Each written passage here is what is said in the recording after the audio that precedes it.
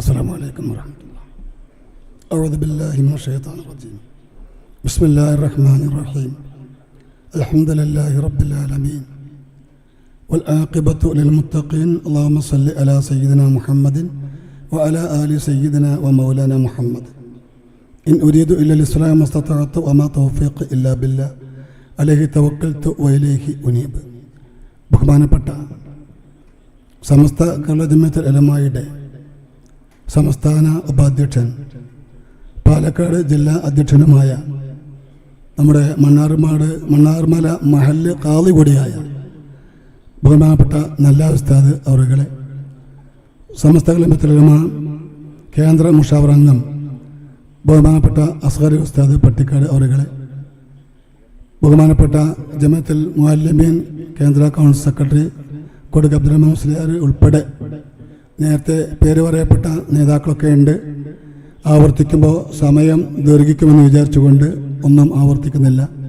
ബഹുമാനപ്പെട്ട സഹോദരങ്ങളെ, സംഘടനാ നേതാക്കളെ, സഹപ്രവർത്തകരെ, ഇവിടെ ഒരു ക്യാമ്പയിൻ്റെ, നമ്മുടെ അതിമഹത്തായ ആദർശ ക്യാമ്പയിൻ്റെ സംസ്ഥാന തല ഉദ്ഘാടനമാണ് നിർവഹിക്കപ്പെട്ടത്.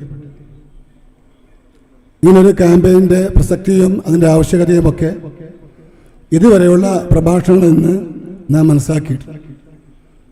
അതുമാത്രമല്ല, ഇവിടെ നടക്കേണ്ടത് ആശംസകളല്ല. ഇവിടെ നടക്കേണ്ടത് ഗഹനമായ 2-3 വിഷയാവതരണങ്ങളുണ്ട്. നമുക്ക് അനുവദിക്കപ്പെട്ട ടൈം 10 മണി വരെ ആയിരിക്കാം. അപ്പോൾ അതിന് മുമ്പിൽ ബഹുമാനപ്പെട്ട MT അബൂബക്കർ ദാരിമി ഇവിടെ ഉണ്ട്, ജസീൽ കമാലി ഉണ്ട്, ഹമീദ് ഫൈദി നാം പ്രതീക്ഷിക്കുന്നുണ്ട്. അപ്പോൾ ഈ മഹാന്മാരുടെയൊക്കെ ഗഹനമായ വിഷയാവതരണങ്ങൾ ഇവിടെ നടക്കാനിരിക്കെ അവരുടെ സമയം കവർന്നെടുക്കുന്നത് ഒട്ടും ഉചിതമല്ലെന്ന് മനസ്സിലാക്കി ഞാനൊരു നീണ്ട പ്രഭാഷണത്തിലേക്ക് മുതിരുന്നില്ല. കേരളം വളരെ ശാന്തമായിരുന്നു. ഇസ്ലാമിക പ്രബോധന പ്രവർത്തനങ്ങൾ അതാത് കാലത്തെ പണ്ഡിത നേതൃത്വത്തിന് കീഴിൽ വളരെ ഭംഗിയായി നടന്നു വരികയായിരുന്നു. ആ ശാന്തതയ്ക്ക് ഭംഗം വരുത്തിയത്, അല്ലെങ്കിൽ ഈ ശാന്തമായ അന്തരീക്ഷത്തെ വഷളാക്കിയത് വഹാബികളാണ് എന്ന് ചരിത്രം പഠിക്കുന്ന ആർക്കും ബോധ്യപ്പെടും. പരിശുദ്ധ ഇസ്ലാമിനെ ഒരുപാട് പരിക്കുകൾ വഹാബിസം ഏൽപ്പിച്ചിട്ടുണ്ട്. പരിശുദ്ധ ഇസ്ലാമിന് ഒരുപാട് പരിക്കുകൾ വഹാബിസം ഏൽപ്പിച്ചിട്ടുണ്ട്. അത് എണ്ണി എണ്ണി പറയുകയാണെങ്കിൽ ഒരുപാടുണ്ട്. ഏറ്റവും വലിയ പരിക്ക് മുസ്ലിം സമുദായത്തിന്റെ കെട്ടുറപ്പിനെ അവരെ ശിഥിലമാക്കി എന്നതാണ്. അതിനവർ വിശുദ്ധ ഖുർആൻ ദുർവ്യാഖ്യാനം ചെയ്ത് ഹദീസുകൾ തലയും വാലും മുറിച്ച് അവർക്ക് ആവശ്യമായത് മാത്രം എടുത്ത് അങ്ങനെ ആണ് അവർ ഇവിടെ ഈ സുന്നത്ത് ജമാഅത്തിന്റെ ആശയങ്ങൾക്കെതിരെ ദുഷ്പ്രചരണം ചെയ്തുകൊണ്ടിരിക്കുന്നത്. അവരെ പ്രതിരോധിക്കുക എന്നുള്ളത് അതാത് കാലത്ത് ജീവിച്ചു കൊണ്ടിരിക്കുന്ന സുന്നത്ത് ജമാഅത്തിന്റെ നേതാക്കളുടെയും പ്രവർത്തകരുടെയും ബാധ്യതയാണ്.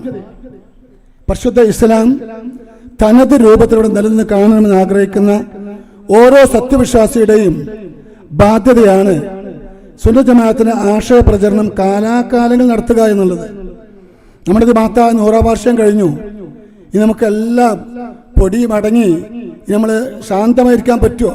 ഇല്ല. ഇവിടെ ശത്രുക്കൾ അവരുടെ ആവനാഴിയിലെ സകല ആയുധങ്ങളും പുറത്തെടുത്ത് അവർ നമുക്കെതിരെ തിരിഞ്ഞുകൊണ്ടിരിക്കുകയാണ്. വ്യത്യസ്ത ഗ്രൂപ്പുകളായി അവർ വ്യത്യസ്ത ക്യാമ്പയിനുകൾ നിരന്തരമായി നടന്നുകൊണ്ടിരിക്കുകയാണ്. അതുകൊണ്ട് നമുക്കൊരിക്കലും ഉറക്കം നടിക്കുവാനോ കണ്ടില്ലെന്ന് വിചാരിക്കുവാനോ ഇതിനെതിരെ നിസ്സംഗ മനോഭാവത്തോടുകൂടെ ഇരിക്കുവാനോ ഒരിക്കലും നിർവാഹമില്ല. നാം നമ്മുടെ ദൗത്യം നിർവഹിച്ചേ മതിയാവൂ. പരിശുദ്ധ അഹ്ലു സുന്നത്ത് വൽ ജമാഅത്ത് ഹക്കാണെന്ന് വിശ്വസിക്കുന്ന നാം ആ ഹക്ക് ഉറക്ക ഉച്ചത്തിൽ വിളിച്ചു പറയാൻ നാം ഒരാളെയും ഭയപ്പെടേണ്ടതില്ല, ഒരാളെയും പേടിക്കേണ്ടതില്ല. നമുക്ക് സത്യമെന്ന് ബോധ്യപ്പെട്ട കാര്യം അത് ഇന്ത്യ രാജ്യത്തെ സ്വാതന്ത്ര്യം അനുഭവിക്കുന്ന കാലത്തോളം അത് നമ്മൾ ഇവിടെ ഉച്ചത്തിൽ വിളിച്ചു പറയണം. അതിനാണ് ഇവിടെ ബഹുമാനപ്പെട്ട സമസ്ത ക്ലിമത്തിലുമയും അതിൻ്റെ പോഷക ഘടകങ്ങളും നിലനിൽക്കുന്നത്. അതുകൊണ്ട് ആ ഉത്തരവാദിത്വം കഴിഞ്ഞ കാലങ്ങളിൽ ബഹുമാനപ്പെട്ട സമസ്തയും അതിൻ്റെ പ്രവർത്തകരും വളരെ ഭംഗിയായി നിർവഹിച്ചിട്ടുണ്ട്. ഇപ്പോഴുള്ള ആളുകൾക്ക് ആ ഉത്തരവാദിത്വമുണ്ട്. അത് നിർവഹിച്ചേ മതിയാവൂ. ഈ ദൗത്യം, ഈ ആദർശം ഒരു കേടും കൂടാതെ, ഒരു പരിക്കുമേൽപ്പിക്കാതെ വരും തലമുറക്ക് നാം കൈമാറിക്കൊടുക്കേണ്ടതുണ്ട്. അതുകൊണ്ട് ഈ പ്രബോധന പ്രവർത്തനം, ഈ ആദർശ പ്രചരണം അനുസ്യൂതം അനവരതം തുടർന്നു കൊണ്ടേയിരിക്കണം. ആദർശ രംഗത്ത് നമ്മൾ ഒരു കടുകട പോലും പുറകോട്ട് പോകാൻ പാടില്ല എന്ന് മാത്രമാണ് ഈ സന്ദർഭത്തിൽ ഓർമ്മപ്പെടുത്താനുള്ളത്. കൂടുതലൊന്നും സംസാരിക്കുന്നില്ല. പ്രസിദ്ധമായ അഹ്ലു സുന്നത്ത് വൽ ജമാഅത്തിന്റെ കാവൽ ഭടന്മാരായി നമ്മളാൽ കഴിയുന്ന സേവനങ്ങൾ നാം ഓരോരുത്തരും ചെയ്യുക. ഈ ക്യാമ്പയിൻ, സംസ്ഥാന തല ക്യാമ്പയിൻ 3 മാസത്തിന് കാലയളവാണ്. ഈ 3 മാസത്തിനിടയിൽ ഈ മഹത്തായ ക്യാമ്പയിന്റെ ആദർശം അത് നമ്മുടെ അടുക്കള വരെ ചർച്ച ചെയ്യപ്പെടണം. നമ്മുടെ കുടുംബങ്ങളിൽ അത് ചർച്ച ചെയ്യപ്പെടണം. ഏറ്റവും കൂടുതൽ തെറ്റിദ്ധരിപ്പിക്കപ്പെടുന്നത് നമ്മുടെ സഹോദരിമാരെയാണ്, നമ്മുടെ പാമര ജനങ്ങളെയാണ്.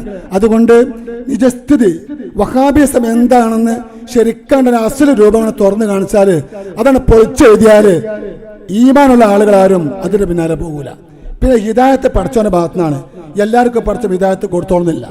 പക്ഷെ അത് ഒരു കാര്യം, നാം ശരിക്കും വഹാബിസം അത് പൊളിച്ചെഴുതുകയാണെങ്കിൽ അതിനെ തനിതരം നമ്മൾ വ്യക്തമാക്കി കൊടുക്കുകയാണെങ്കിൽ, അവർ ഈ ലോകത്ത് ഇവിടെ സൃഷ്ടിച്ച ഭീകരാന്തരീക്ഷങ്ങൾ, ഇവിടെ അവർ ചെയ്തുകൊണ്ടിരിക്കുന്ന തീവ്രവാദ പ്രവർത്തനങ്ങൾ ഒക്കെ നമ്മൾ ശരിക്ക് അവിടെ അടിസ്ഥാനപരമായ ആശയങ്ങൾ പ്രവാചകന്മാരുടെ ഇസ്മത്ത് നിഷേധിച്ചു, സ്വഹാബത്തിനെ തള്ളിക്കളഞ്ഞു, ഔലിയാക്കന്മാരെ വിമർശിച്ചു, മദ്ഹബ് മുസ്ലിമത്താണെന്ന് പറഞ്ഞു.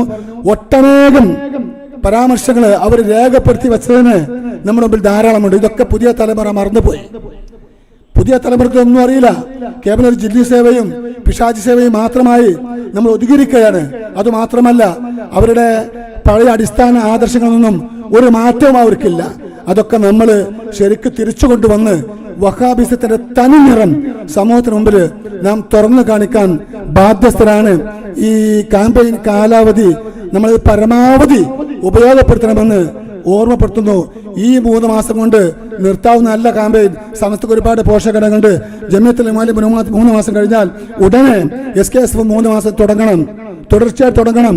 SKSF 3 മാസക്കാലം കഴിഞ്ഞാൽ ജമിയത്തുൽ ഖുത്ബ ഉണ്ട് ഇവിടെ, അവർ ക്യാമ്പയിൻ തുടങ്ങണം.